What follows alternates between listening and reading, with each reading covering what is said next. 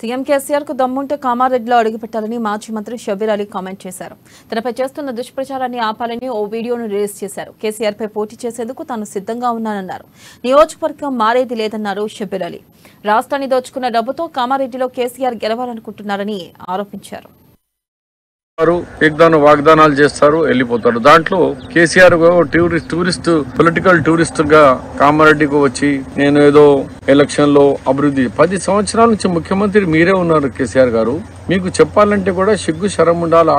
ఎవరు లేని అపోజిషన్ వాళ్ళు చెప్పిండు నాకు అవకాశం ఏంటి ఇస్తా అన్నారు. మీకు 10 సంవత్సరాలు అవకాశం ఇచ్చారు. కామారెడ్డికి ప్రణయిత చేయవాళ్ళు ఎక్కడ పోయింది?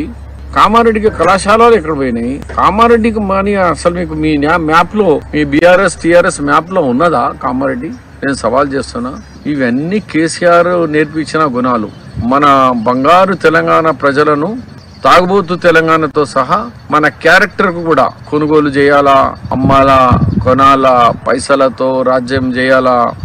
అందు గురించి మన రాహుల్ గాంధీ గారు కూడా చెప్పినారు. ఇది